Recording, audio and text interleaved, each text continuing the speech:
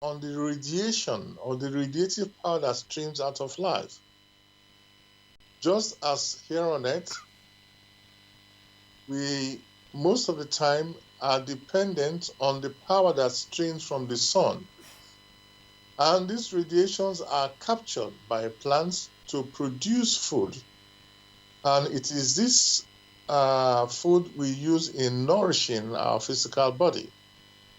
So here on Earth, you'll find that the human being or the human body is indirectly dependent on the radiation of the radiative energy of the sun.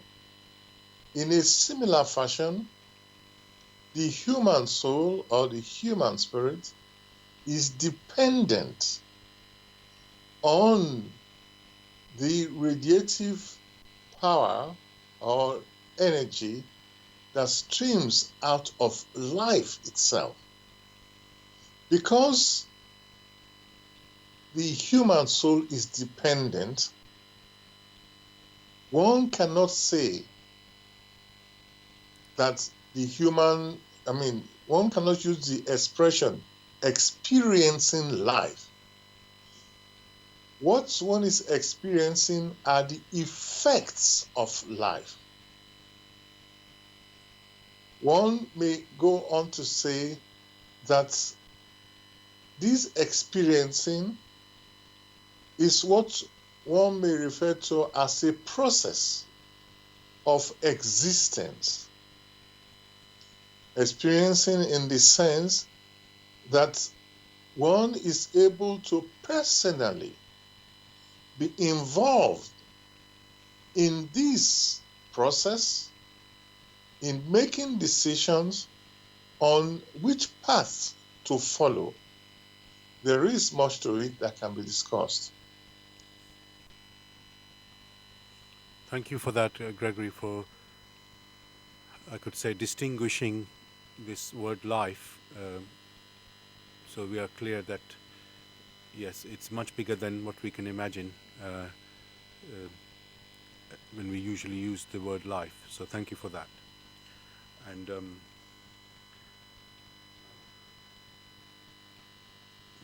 so what I want to do is to continue from what you're saying there. We are on the earth now, and we are experiencing, in quotes, our earth life.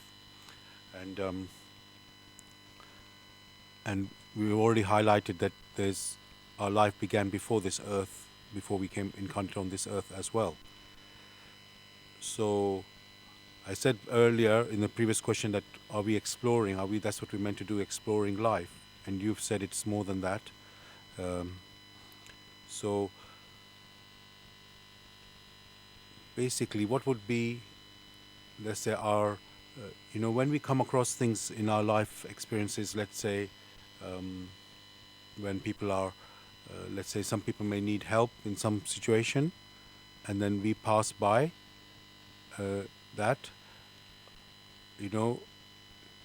and something in us sort of wants to feel something, that if there's some connection, some sort of, I know I'm doing it a little bit slowly to get there, because I'm sort of making up this question as we go.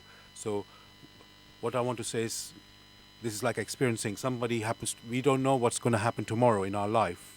It's every day is a new day. And something comes across our path. Let's say, in this case, there are people needing help, that there's been an accident or something like that. And then we just naturally feel, oh, we need to help here. We need to do something here for this fellow human being.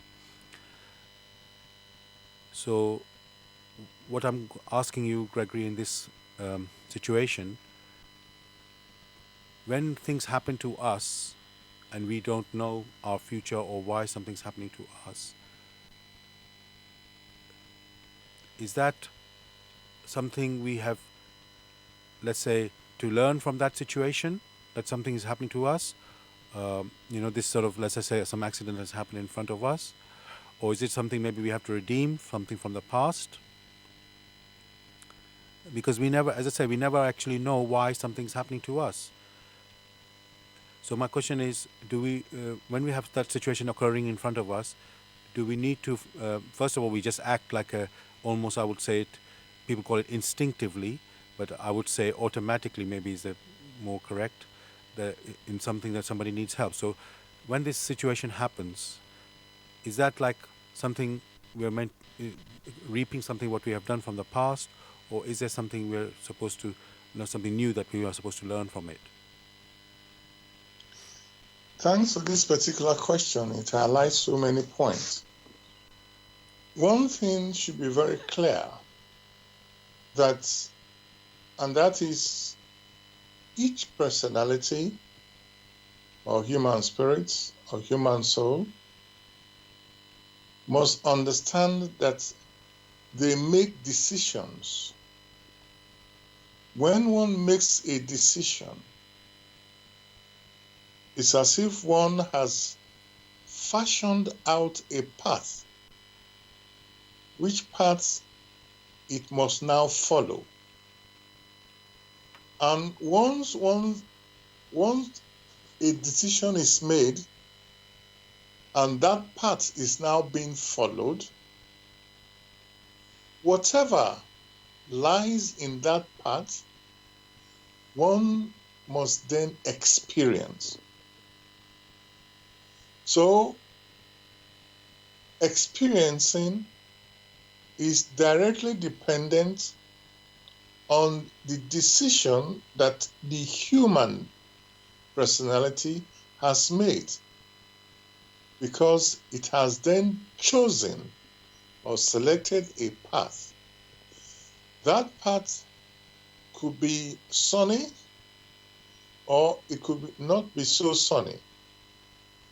The decisions we make sometimes come from physical decisions which are very limited, that is, intellectual decisions, or spiritual decisions. The combination of the spiritual and the non-spiritual, these now fashion the paths which one may have to experience as they move along.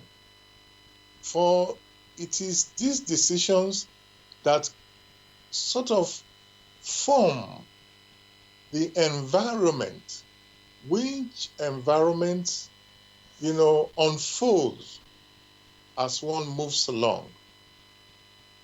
So it is not right to say something just hits us.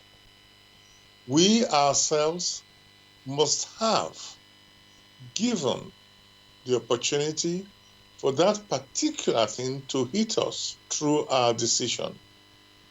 For if we had taken a different path, maybe we would have experienced a different response along the line.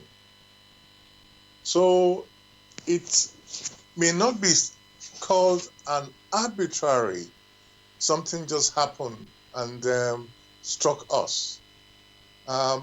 We radiate through our decisions, and the responses are bound to come sooner or later. Thank you for that, Gregory.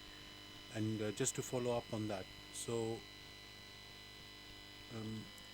we are basically saying things that we go through, the experiences we have, are the consequences of our decisions that we have made. And is that always the case, or can something else also happen? And I don't have an example in my head right now, but so is it always the consequences that we are going through, or the experience that we are facing, are they always through our decisions, or it could be something else also? All experiencing, all the environment which we ourselves need to experience is only a result of our previous decision. For it cannot be otherwise. The problem is that many either have forgotten or many have no knowledge physically of that particular decision. That decision could be a mental decision. That decision could be an intellectual decision, or that decision could be a spiritual volition. The spiritual volition unfolds in time, and it is that path which we now need to follow. But most of the time, many have forgotten that it was they themselves who, in accordance with the laws through which they have come into existence, that whatever a decision a person has made, that is the path that he or she needs to follow. If a man or a woman or whoever the personality is, as long as that person has a spiritual core, that's personality, the environment which is then fashioned along the line unfolds over time. And it is that environment which a man or a woman then experiences physically or non-physically when he or she has departed the earth. Thank you again, Gregory, for your answer. Dear listeners, you're listening to Bless Radio. It's the Tuesday night spiritual discussion program. The aim of the show is to introduce you to the spiritual knowledge in the light of truth, the Grail message by Abdushin. And the topic we are discussing tonight is experiencing life. And you can join in the discussion with any questions or comments. The number to contact us on this UK number is 079 444 31366. You can call, text or use WhatsApp. And if you're outside of UK, it is 00 44 79 444 31366. Again, you can call, text or use WhatsApp. Gregory, you've been talking about all the experiences that we are having are the decisions of our decisions, the consequence of our decisions, and it may be it would be from our past, obviously, and we might have forgotten and so on. So, and this is always the case, you have said. So this is it suggests something about perfection, that this always happens. And now, Jesus said, what you sow you shall reap. So is that like a law? That is everything that happens to us? Is that something that is a law? And how come we don't see these things like in a practical way, let's say, that we know that this is happening to us? That is really the law working. So yeah, just first question is really, is this an actual law that is happening, that we reap what we sow, just what Jesus said, what you see, and then how come we don't seem to be conscious of these things in our lives when things are happening to us? First, there are two parts to this question. The first one is that how come what we sow is what we reap? The counter question would have been, or could be, or is, should we expect to reap what we haven't sown? Should we expect something just to happen in an arbitrary manner?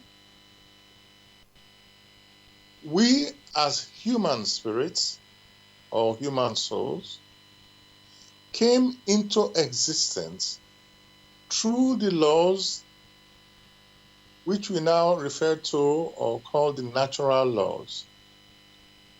They can also be called the laws of creation or the divine laws. These laws help to fashion those things that have come into creation, into nature, in the sense that we ourselves have to make decisions. These decisions must have sprung up from man's intuitive perceptions. And we have that ability to select how we wish to proceed.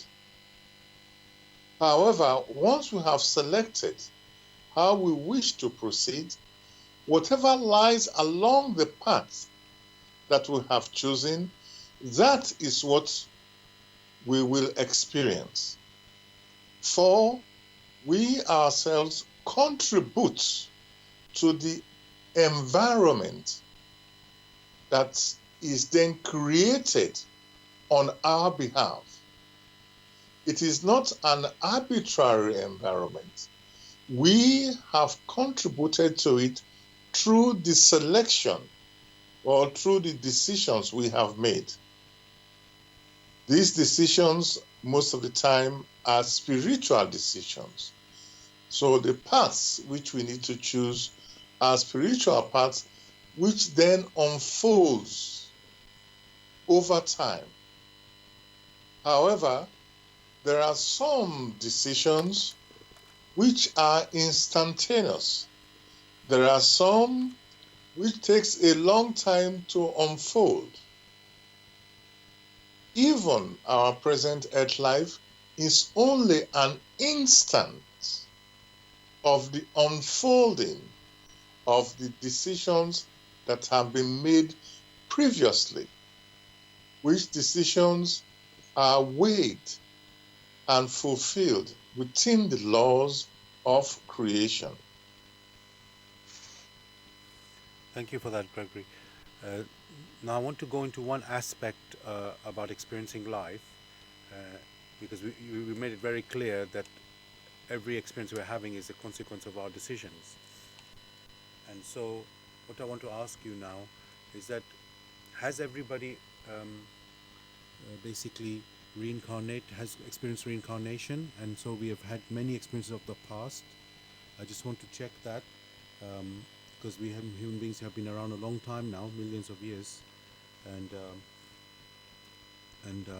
so basically, is everybody on this earth having experiences of coming from their previous lives through reincarnation, or are there some of us who are actually, I could say, brand new on the earth, first time on this earth? As should be rightly understood,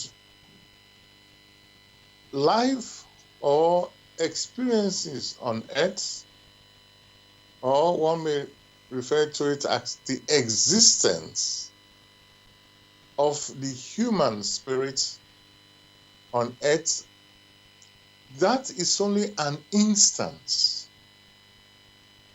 That means the human soul is able to manifest itself in order to gather experiences here on earth using the physical body.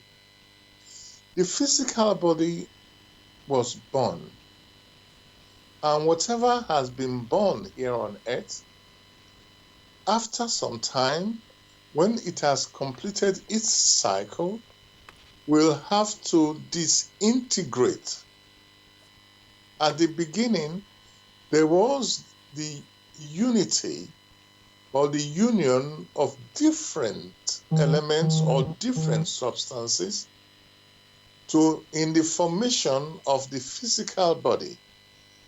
whereby before long, before even the person left the mother's womb, it was able to influence and take over the use of the physical body. When it then came out and was born, it continued to exist independent of the mother because it needed to gather its own experience. One should not forget it was the union of different substances. And in accordance with the laws of creation, after some time, there is the need for the disintegration or the falling apart of the union of these substances back to the original elements, because it is a temporary process. We do not expect somebody that is born to live forever. Whoever was born after some time, maybe after 100 or 200 years, depending on all sort of factors, will now have to leave the physical body because by then it is exhausted. So life on earth or experiencing on earth, whatever one care to call it, is only an opportunity for or an instance granted to the human soul to experience the earthly circumstances which it has contributed to through its own decisions, to experience them physically. And in experiencing them, it gets to know whether it brings it benefit or not. For strictly speaking, it is only an earthly manifestation. These experiences are passed back to the human spirit for its maturing. When that opportunity then goes, it might spend some more time in the non-earthly environment before another opportunity, which opportunity is granted through the laws of creation or through the grace of Him that made it possible for human spirit to come into existence at all.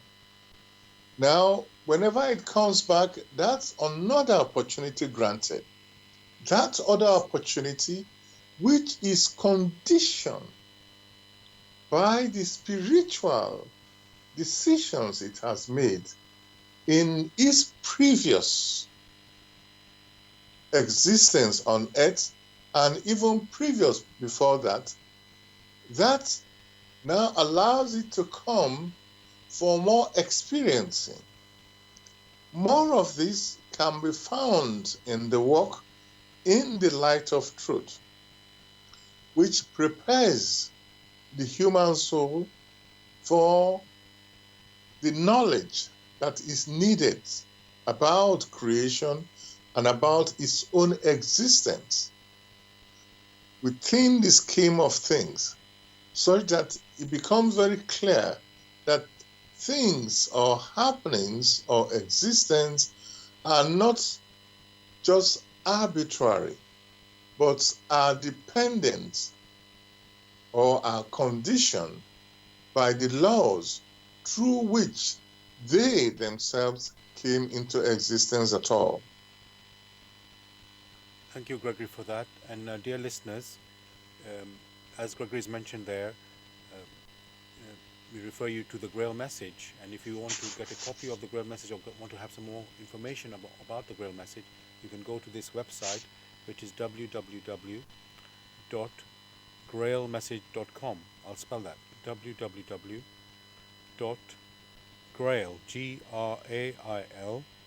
message, message.com.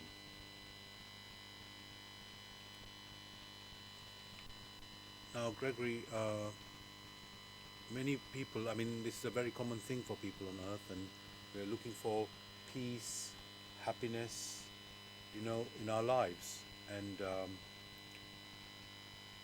there's many ways that people go about it. Some people is like, let's say, in the daily routine of life. Obviously you sleep, you eat, you go to work, and then you rest. So that is, and obviously there's a sensing of this thing has to be in a balance. Otherwise, you're overstretching yourself or getting stressed and so on, and not able to live healthily. So,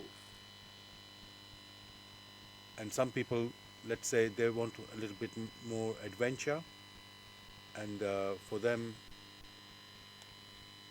let's say they do some entertainment. Well, people call it entertainment or something, but maybe or recreational things. Let's call it like that. And some of them even go as far as, let's say, they take some these, we can call it illegal substances or drugs, just to be on a high, to achieve some, let's say, happiness or whatever they call that within themselves. So, what I want to ask you, Gregory, on that is, living on this earth, um, people are looking for ways to have this happiness and peace in them. And let's say there's no, let's say, written book as such of how to live that, because everybody's supposed to discover it themselves. So, and when people experiment and try all different things, and they have all, you could say, all the, as you've already said, they make all these decisions, and then there are consequences. They they have to deal with the consequences. So, is there a way, Gregory, where we can know when we make a decision or experiment even, um, the decision we have made, the consequence of that decision will be for our benefit or could be harmful? Could we do that before making the decision, or we just have to learn through the experiences of, trying that or trying this? It's a very good question, because you mentioned, is there a way to know whether that decision, the returns will be harmful? Of course, there is a way. Of course, in the sense that when a personality uses its innate capabilities, which innate capability granted to it through nature or through the spiritual, in that case, the intuition which man is endowed, through that, is able to immediately sense whether some things are familiar or some things will not bring benefits but death to it. In that scenario, one is able to make the quick decision. The problem has always been that there are two sides. On the one side is man's intuition. On the other side is man's intellect. The intellect, which is bound to the earthly brain, is unable to sort of span whatever is beyond the earthly conceptions of time and space. And therefore, it makes decisions which turn out to be harmful. Is there any personality who climbs a mountain or a tall building and looks down and wishes to jump from the high building and does not expect to be injured? Even animals When they climb a tall building, they on their own would not like to be pushed because they can already sense, or they'll be helped to sense that that distance is too great. So they would then avoid that which is harmful. But many a man along the line prefers to ignore the warning of his intuition and says he wants to experiment. Whoever listens to his or her intuition is able to make decisions which will be beneficial to it rather than harmful. So the only way for one to move along is never to ignore the warnings of one's intuition. It is because these warnings and advice of one's conscience are being ignored. And that is why you now have many making such decisions which turn out to be harmful because such intellectual decisions are short-sighted. If somebody is to wake up in the morning and has a strong sensing not to take a particular path and then ignores it, before long he finds himself or herself in a scenario where he or she falls into a quagmire, if not death. He or she has made that decision. And as one has made that decision, that path which he has carved out, he or she follows that path.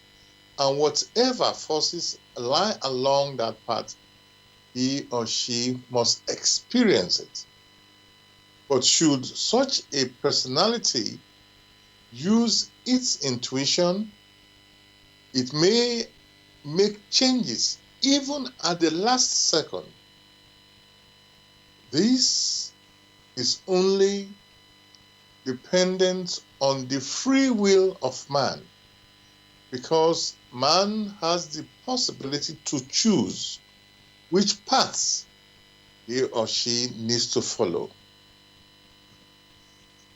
Thank you, Gregory, for your answer there again. And what I want to continue from what you're saying there is, let's say many of us have not taken account of our intuition and, you know, and made certain decisions which is affecting our health and many other things. So let's say we pick up some bad habit, like let's say smoking, and you find it very hard to give up the smoking. Um, how can we be? I'm going to use the word strong, but what can we?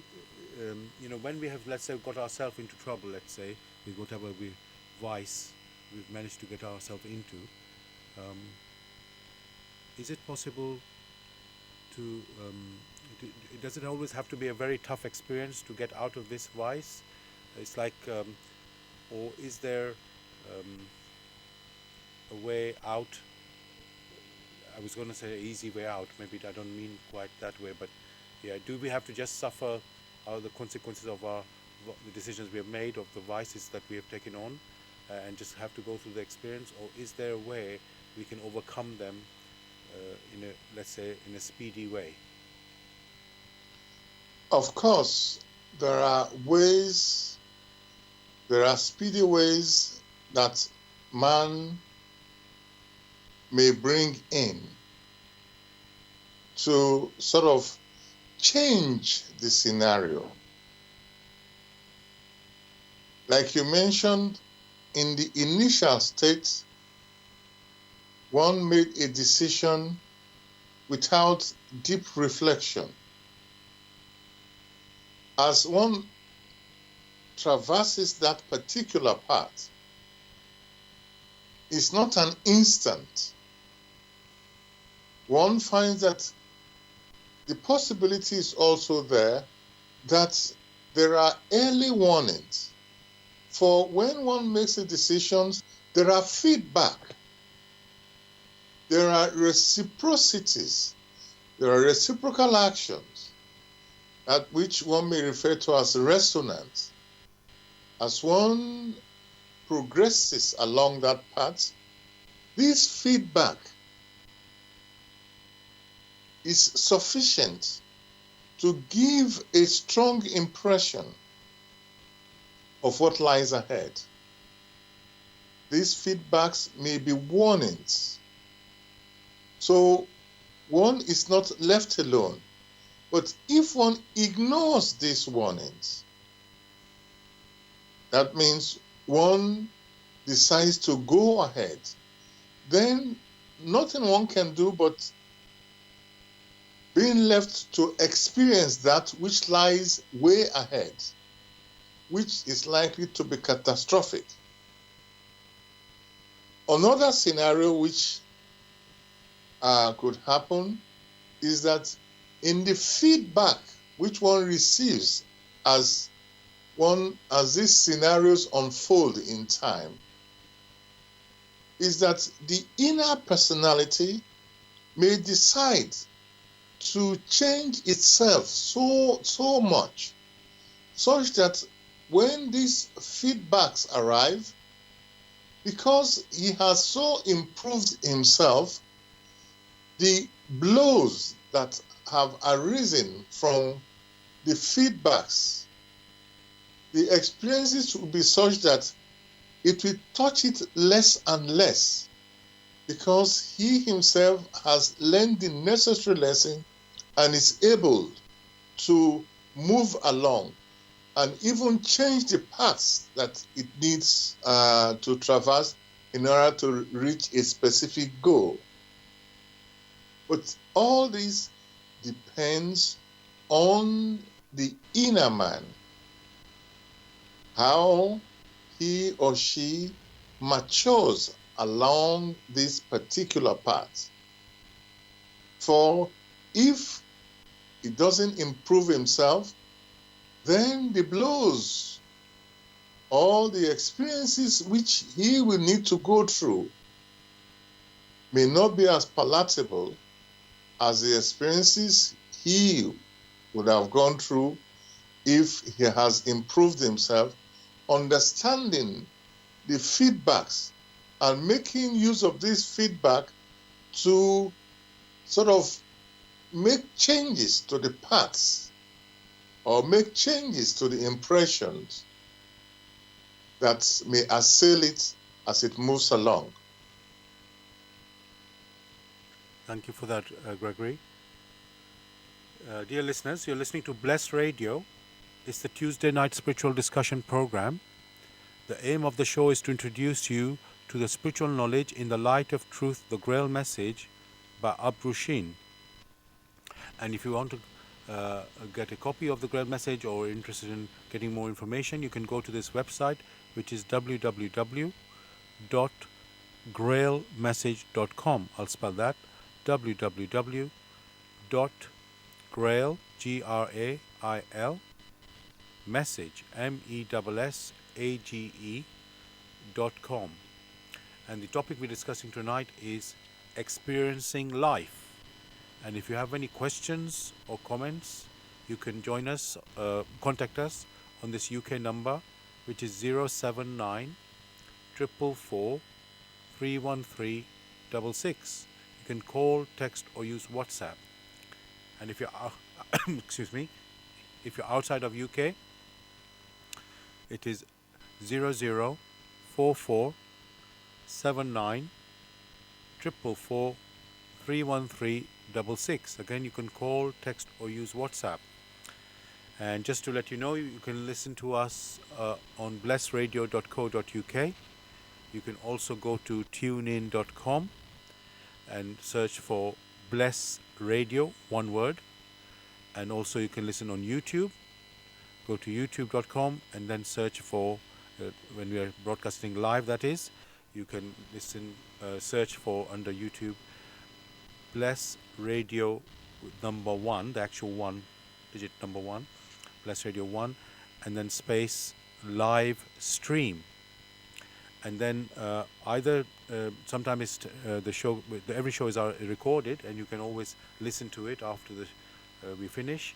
The best would be the next day, because we can't always guarantee that the recording is available immediately after the show. But if you want to listen to the recording, you can again listen on YouTube. Go to youtube.com, then type in, search for Bless Radio 1, then type Grail Message, and then type the topic of the show. And tonight's topic is experiencing life.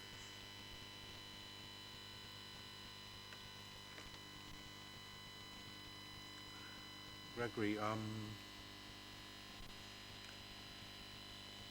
you've talked a lot about all the, let's say, our abilities we have, which is as a spirit, as a spiritual, as a personality, being a spiritual being, and we refer to the intuition there. And then so far we've discussed things about our earthly life, experiencing earthly things. And so I wanted to now focus a bit more on the spiritual things and what exactly are spiritual experiences. Is it, some people, like they say, do meditation and things like this.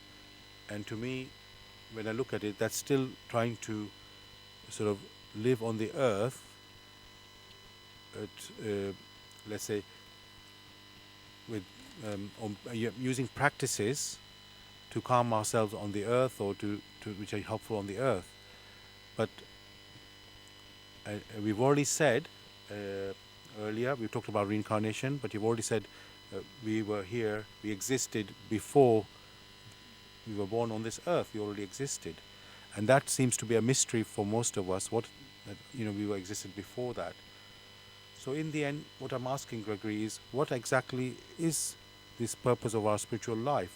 The physical life, we are very clear. You need to grow from a child to an adult. So, and then obviously get educated. You have your talents. You develop your talents, and you find a job that you can use your talents. And then obviously, even people have children and family and so on. That's what you can see on the earthly level. But somehow that doesn't seem to be, let's say, completely covering spiritual life, especially when we talk spiritual life being outside of the earth. So what actually is our spiritual purpose, beyond this earthly life?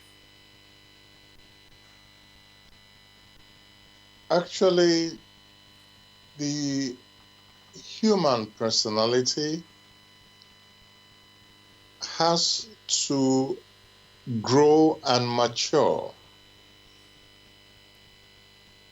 Grow and mature in the sense of the spirit. For it is the spirit that lives, or it is the spirit that experiences. The physical body is only a tool that the spirit uses to experience on this physical level. For if it hadn't the use of the physical body, it still exists in a non-physical environment like we have. The only difference is that it has not got the use of this physical body to pass the impressions from this physical plane through the frontal brain to the back brain and then back to the spirit. It hasn't got the instrument, which instrument is of the blood or the vibrations of the blood, that is able to connect to the spirit. For it is the impressions which now come back through the frontal brain and the back brain to the spirit. It is those impressions that it uses for maturing. So the aim of the spiritual is to grow in maturity, starting as one in quotes as a baby, to grow in strength, to grow in maturity, such that it's able to return from whence or from the place it started in the spiritual as an unconscious spirit gem. Its purpose is to traverse the vast distance and experience along the line, first as a conscious spirit gem, and proceed to develop all the innate talents which are buried within it, allow them to come into activity, and then it becomes a self-conscious spirit, fully matured to experience in that realm of homogeneity of the spirit, where it is able to partake of the joys, which joys enable it to grow stronger and stronger. Whereas here on earth, it is only an instant. Here in the world of matter, where things are temporal, is able to come experience in one form or the other. But the experiencing in the world of matter is temporal, whereas the experiencing as a fully self-conscious human spirit is permanent. Thank you, Gregory, for that picture. First thing I observed what you said there was that the spirit is experience, well, let's say the earthly experience that we are having is really being passed on to the spirit, and that's where the experiences are really experienced. Even though yes, we have a body, and you feel things with your body, but the true experiencing has to be passed on to our spirit, and that is what has to be, which is maturing. So that for me is really giving the big picture, which we need to know.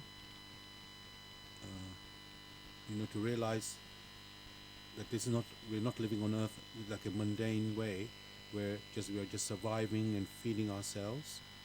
It's much more than that. That is just the outer, let's say, yes, on the surface it is true we are using, that is how we survive and live, but there's a deeper purpose which is to grow and mature our spirit.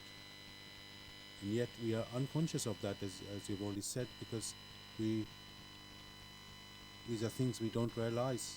When you're living our earth life, it's more, oh, this is what it needs to be done, and all that is there, but we don't see the bigger purpose of actually, no, this is actually going to go make us, let's say, develop our character, maybe become more patient, when you're dealing with children or things that don't happen the way we want them to happen. We have to become patient and learn, find a way that the thing actually works how it's meant to work, but it doesn't work immediately, and so it's like we are growing that way. So thank you for bringing that picture.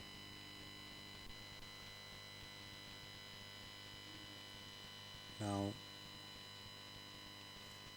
I'm just wondering about his life. That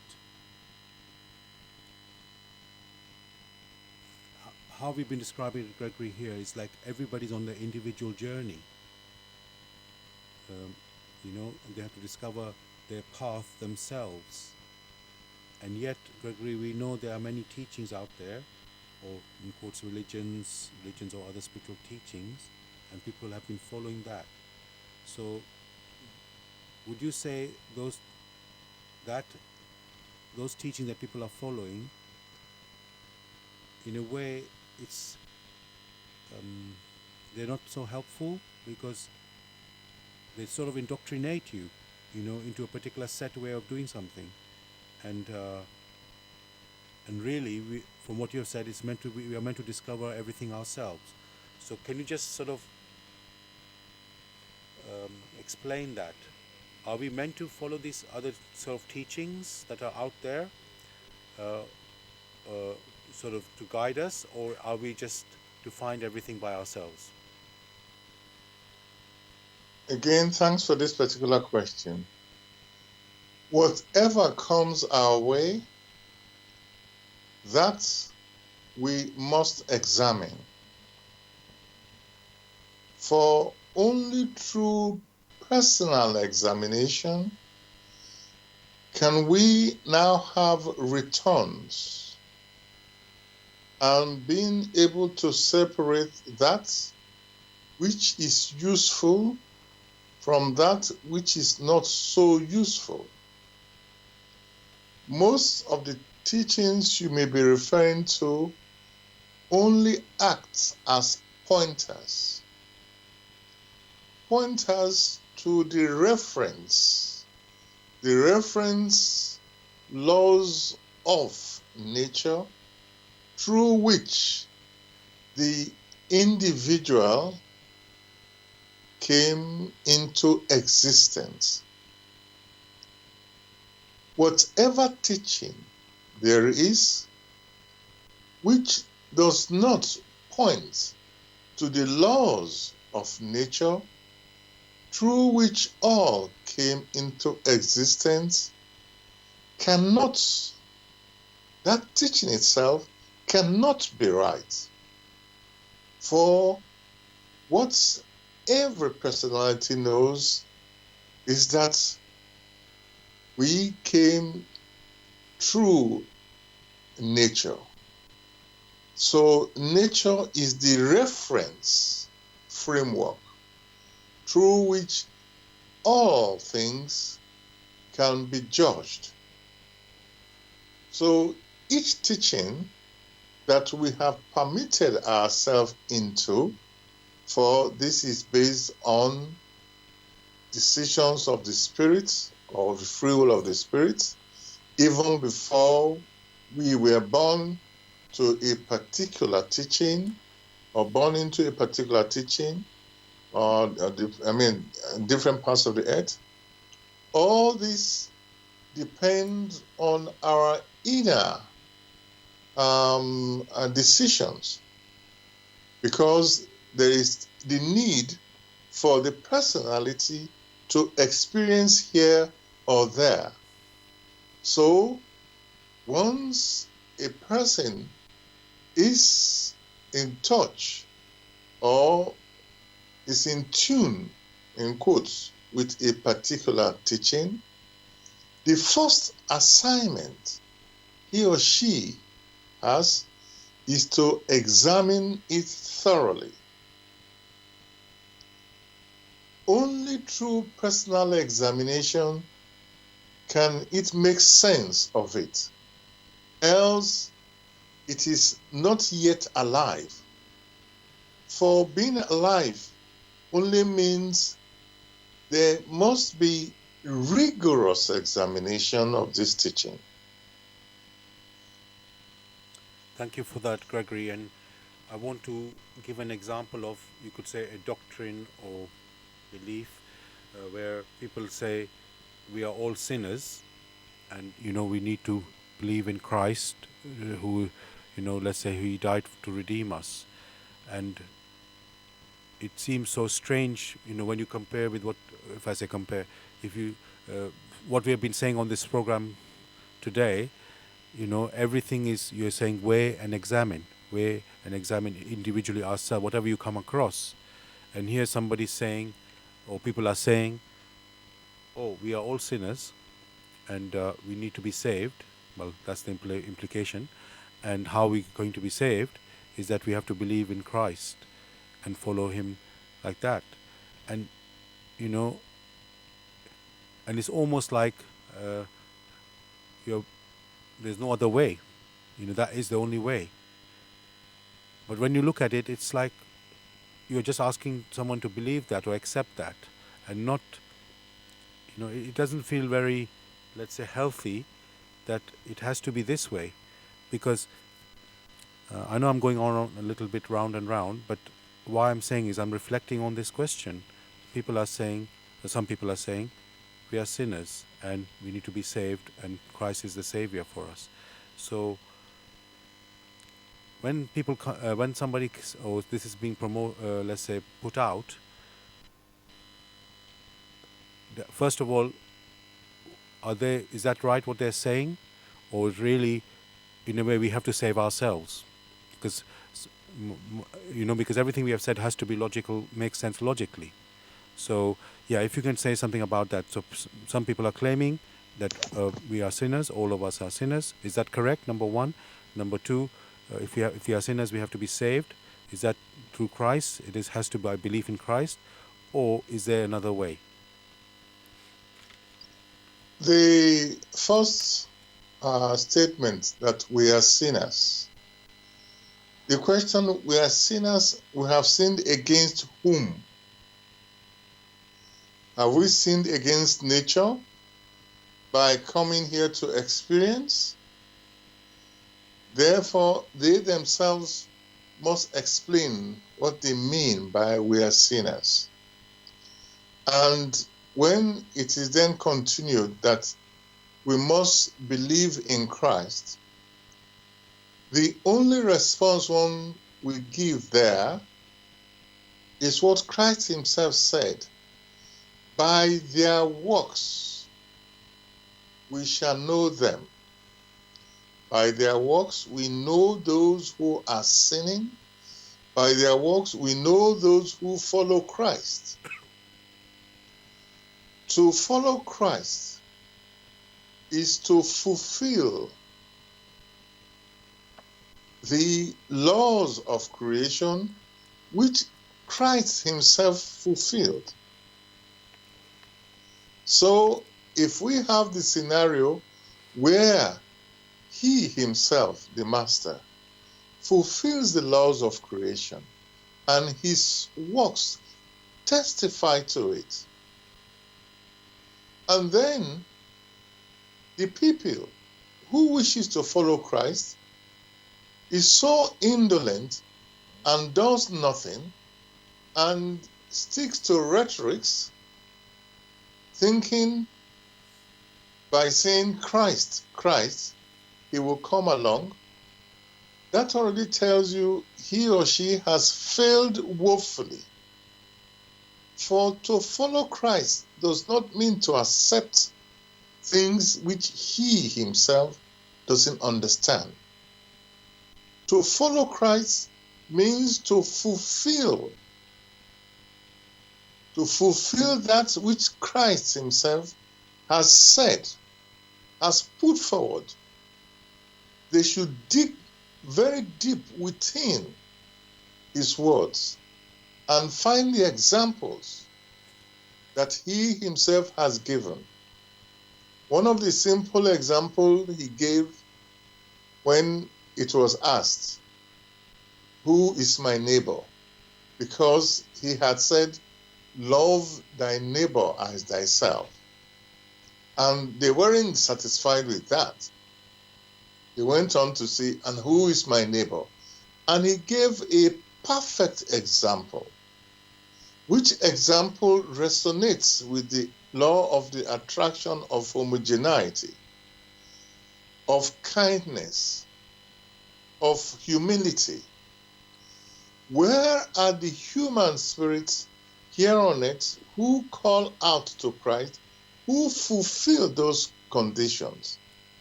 Therefore, it is right to say they have sinned. They have sinned because they are not following the dictates or the examples that Christ has given himself. That is where the sin comes. But were they to pluck up the courage to follow Christ, to exert themselves spiritually, to listen to their intuitions, then that sin, that indolence of the spirit will be shattered. Then they can liberate themselves through their works.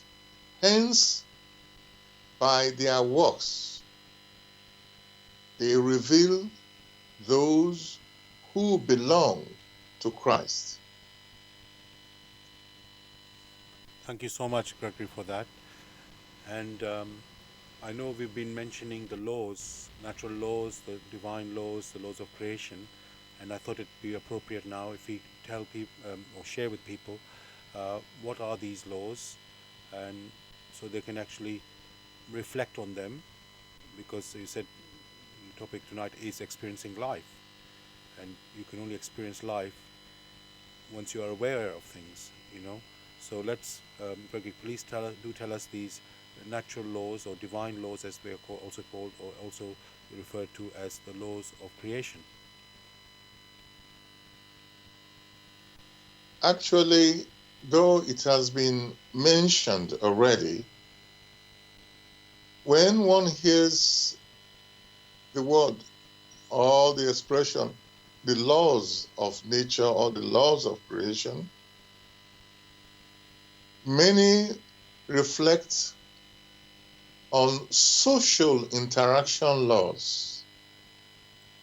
Some others reflect on the so-called scientific laws. What is referred to here are the laws through which creation itself or nature itself came into existence. It means that these laws are form the framework, which framework governs the energy formation, which framework governs the formation of all so-called the elementary particles or atoms or molecules or giant molecules, or the human being, the form of the human being, the physical structure, the non-physical structure. These laws define space. These laws also define time. So everything that exists on the basis of these laws. These features are repeated again and again in the minutest as well as the greatest. Only then is one referring to them as laws. And considering that, one had mentioned that of the so-called attraction of homogeneity, which one had referred to as resonance. For things which resonate, only through resonance is one able to perceive another. If there were no resonance, if there were no homogeneity, then the energy patterns will flow past each other without one recognizing the other. The words like father, like son, or like mother, like daughter are all part designation of this law of the attraction of homogeneous species, which one has referred to as resonance. It is only a token one mentioned. Much of it one may find in the examination of the work in the light of truth. The second law is that of reciprocity. Reciprocity in the sense when there is an action, is what we now call an action precedes a reciprocal action in such a way that it forms a balance. The reaping and the sowing, these are only features that have arisen out of the laws or out of the law of reciprocal action. Again, it is only a mention. For many who are discerning, who need more, they are advised to go and examine the work in the light of truth, the grail message. There, everything is given. The third one may discuss here is that of spiritual gravitation, which gravitation is also perceptible even in the physical realms. Gravitation, which has its roots in densification, that which is dense and that which is base sinks, whereas that which is lighter rises. These are only expressions. The task for whoever wishes to understand these aright is for them to come to the recognition of what these laws stand for and how it affects all human activities or other activities that form the basis of living here on earth or hereafter. For all that we perceive, many of them are either connected one way or the other or are disconnected. For it is these laws which the human spirit, the effect of which they need to experience on themselves. That is what is meant by experiencing the effects of life. These laws itself, or these laws, were put there by the Creator, which Creator himself is life. So it is the effect. Creation is only an effect which has come into existence through the operations of these laws. That is what man needs to know for the whole of his existence, of which an earth life is only an instance of experiencing.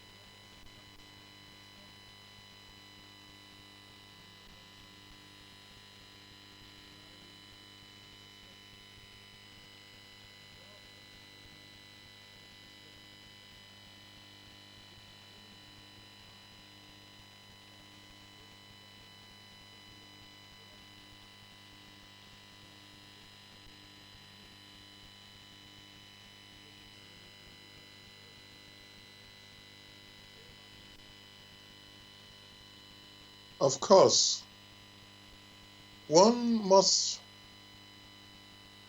understand clearly that many of the things which one sees, one hears, one is able to perceive with the five senses, or the things that one believes, all these things are cognitive objects, because it is there.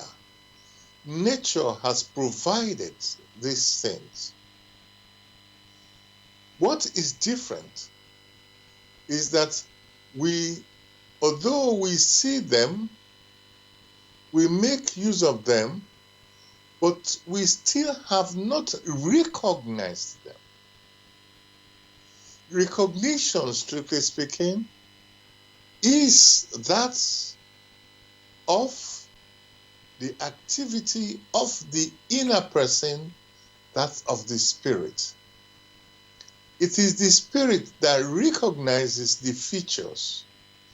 Whenever the spirit in its activity opens up and is able to examine the features of a particular object, then, or an object or a process, it is then able to recognize what lies behind it. It's able to understand the motive behind that particular object or particular process. Then it's like a new world. Then it's able to make use of it consciously. Whereas in the past, it's like it was asleep. And that is why when consciousness is mentioned, it's equivalent to being aware. When one is aware, then it is said that person is conscious or is tied to consciousness. But when it now comes to recognition, then that is the area where the innate talents are brought into the equation. That is where self-consciousness, the consciousness of the self, which is of the spirit, now using its innate abilities to grasp what this object is for, what this process represents, that keeps rapping at the door of the human soul to come to self-consciousness. To some extent, that is what that writer puts in place. These things are there. The forms and many things, the objects in existence, in creation, are basic. The way we understand them differs. And therefore, when one wakes up one morning and suddenly is open, sees what has been there all this while, he or she says it has discovered something new. What it has discovered is not something new, because that thing has been there, but he himself has only just opened up or has come to a better recognition of that which creation has always presented as cognitive objects. And that is why now you have in the Walk in the Light of Truth, the first statement written there for your guidance is: belief becomes conviction. Belief becomes conviction in the sense that something has now opened up For it is the human spirit who opens up. The features of creation, the features of nature have always been there. It is the human spirit that awakens to this. Thank you, Gregory, for your really I'm going to say explanation, but it's probably the word is I want to pick a bigger word than that, but I'm not able to think of anything more. So thank you so much for that response to that quote. And I've got another quote I'd like to ask you to say something about. Um, just checking I've got it right here. 1 second. Okay, this is from William Faulkner, and I think he's also an author, or he might be a poet. I'm not sure about that. They've got it, and it seems to be from this poem called "The Wild Palms." But I'm just reading this, so I'm just going to say it. So this is from William Faulkner.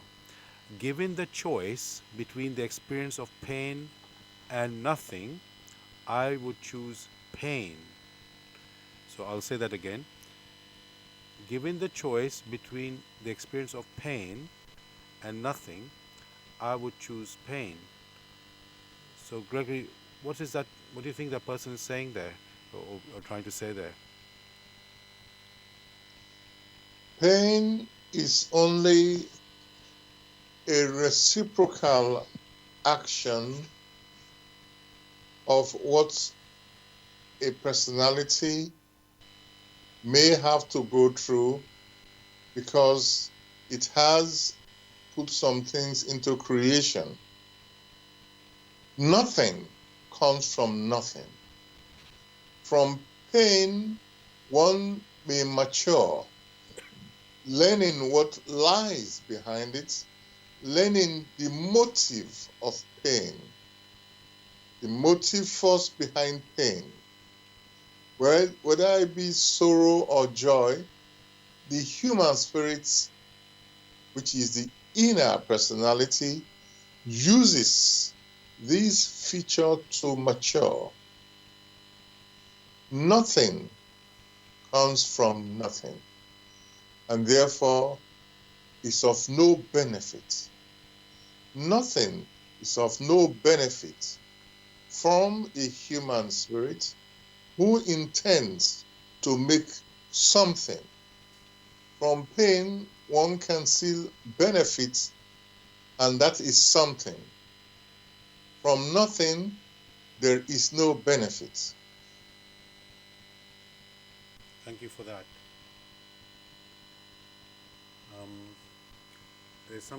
I'm just going to read a couple more. This one, in a way, you've said it throughout the show. So this is from a lady called Sherilyn Kenyon, and I think it's a book called Kiss of the Night. And this is the quote: "Life is a tapestry woven by the decisions we make," which I think is a very lovely way to say what you've been talking about. So I'll say that again. This is from Cheryl Kenyon, and I think it's from the book Kiss of the Night. And the quote is, "Life is a tapestry woven by the decisions we make." And I don't think you need to add to that, Greg, because that's what you've been saying. And one more I will do is, this is from Stephen King, who's also a famous novelist. And he's writing a quote that he's given is, "A little talent is a good thing to have if you want to be a writer, but the only real requirement is the ability to remember every scar." So I'll read that again. "A little talent is a good thing to have if you want to be a writer, but the only real requirement is the ability to remember every scar." And that's from Stephen King, who's a famous novelist. So, Gregory, anything to say to that? You said to remember every scar. What sort of Yes, scar would that be? its ability is actually, yes, if I read that last bit, but the only requirement is the ability to remember every scar. By that, maybe he means every bruise, every bruising experience it had to go through. And it is such interactions, such intense bruising interactions that makes the writer to go deeper, to understand what lies behind it. And once the writer or the author is able to understand the motive force, then is able to express these scars or these experiences. For what a writer does is to express what he himself or herself has experienced, which experiences are only a result of the inner motion or the emotion, which emotions could be that of terrible sorrow or deepest joys. These are what writers put across to many for experiencing. Thank you again for that, Gregory. Um, in the world of today, we have a lot of modern technology, and it does take up a lot of our time. And so, how can we make time for our spiritual reflection and growth with all this sort of modern um, technology around us? Because that sort of it's distracting us. We have the mobile, pretty much it's like our faces. We're always looking at our mobile. Every other minute. It's sort of distracting. So, is there any, how can I say, way for us to realize, the importance of us spending time, keeping time free for spiritual things somehow, which is thinking about, reflecting about life and things like that, and how can we do that basically? What is referred to as technology nowadays is only an instrument to either store impressions like data or whatever. Is an instrument capable of capturing so much information and storing it for our use, which information will be used here on earth. So, strictly speaking, the information which is captured from these instruments will only enhance our experiencing if we consider that we need to balance that which strikes us internally. For this capture of information, these are expressions. What lies behind these expressions is what really counts. If one is using so-called mobile phone to capture expressions like beautiful fields, experiences of flowers, or whatever, these experiences need to strike the inner man, for one is always using it to focus not only on the now, for you only capture information that you need to use later. So it should enhance our inner ability to be able to pass information to the back brain and straight to the spirit. So it should be complementary. And that which is complementary is helpful. Many of the things that would have taken so much time to accumulate are accumulated in one device for further experiencing. It is the same thing with transport. For in the past, Many use donkeys to move from one place to the other. Some others who were fast used horses. Some that were not so fast used camels. Now it is jet planes. One cannot say because things are moving faster, one is able to store data in such a way that one can use it again and again, that is a distraction. No, it is the human spirit who is indolent, who we call these distractions. There is a need to make use of that which is available, to make use of it to be of benefit to the human spirit. It only calls for intense involvement and experiencing. Nowadays, you can have as much music, which music can help to focus the person on something higher. In the past, you couldn't have such a concentration of music. You had to go for a musical show because music was not being stored.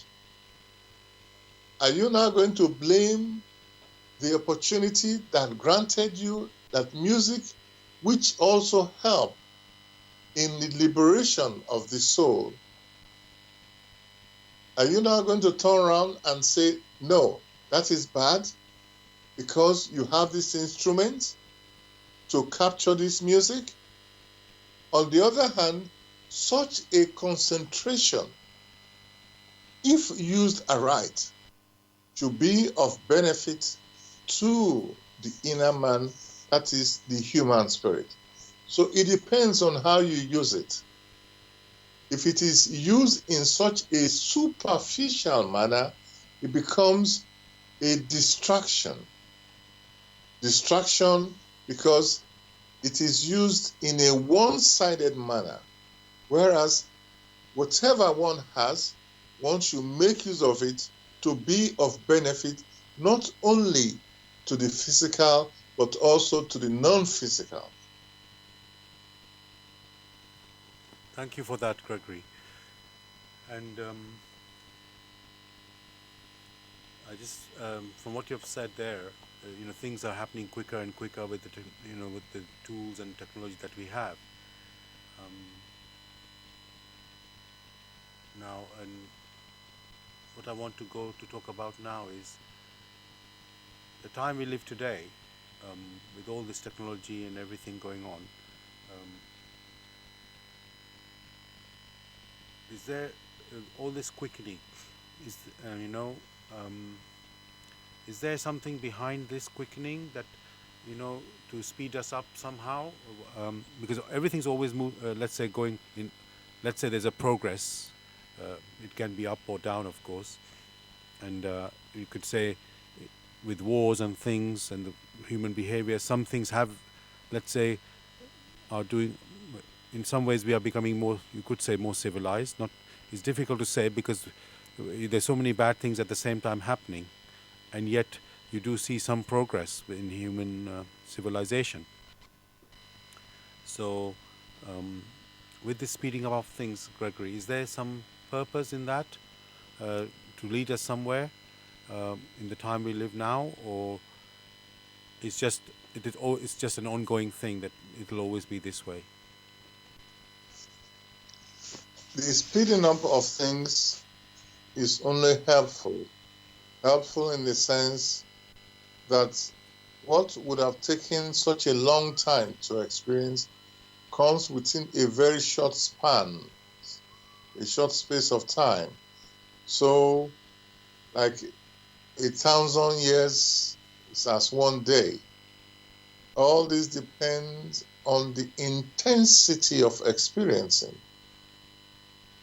However, in this current scenario, whenever you have a speed up of events, that gives the strong impression that there is the approaching of a turning point. a turning point within the features or within the scheme of things. That is why we have the intensification of events. In the temporal scenario, the speed up of things is such that before too long, that which is not so important will collapse of itself. That means there is the need for the human spirit to examine everything that comes in parts and only select that which will be of benefit to it. One or many refer to this speed of things as events around a cosmic turning point, as if some light, like you will have in a hothouse scenario where you have plants which grow very quickly. This scenario presents man with the opportunity to experience in abundance if they are to be able to stand the test of time. One should not forget that the human spirit left its origin, which is the parallels of man, because the events, the speed of events there is so swift that it's unable to come to recognition or to come into existence. And therefore, how to traverse such a long distance to the world of matter where things are temporal? If here now one finds there is a quickening of events, that is only an indication of the preparation man needs to make, adjust itself to the quickening of events, such that when it's able consciously or self-consciously to go back to its origin, is able to adjust very swiftly to the speed of events over there. But above all, it should prepare itself first before departure. It needs to adjust itself to the events, the quickening of events. It needs to know how to respond to it to make sure whatever is happening is of benefit to it. Thank you, Gregory. We've come out to the end of the show, listeners. So, hope you've enjoyed the show, and it's been informative for you. And I would say, not informative isn't quite the right word. Enlightening and uplifting. And so, we urge you to pick up the Grail message, to dig deeper, to really get to the source of things what we are talking about. So we encourage you and really urge you to pick up the Grail message. You can go to this website to get a copy if you like, which is www.grailmessage.com. I'll spell that, www.grail, Grail, message, message.com. And Gregory, anything you'd like to say to the listeners to say goodbye?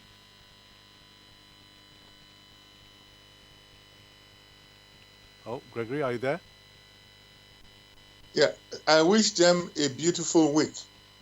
Thank you for that. So, yes, listeners, we'll be back next week, as usual, Tuesday, 6 p.m. to 8 p.m. With the new topic, hopefully. Well, it will be a new topic. We'll find out what it is next week. And I wish you a great week. All the best. God bless. And hopefully soon, Brother Sion will be next. So stay tuned for him. All the best.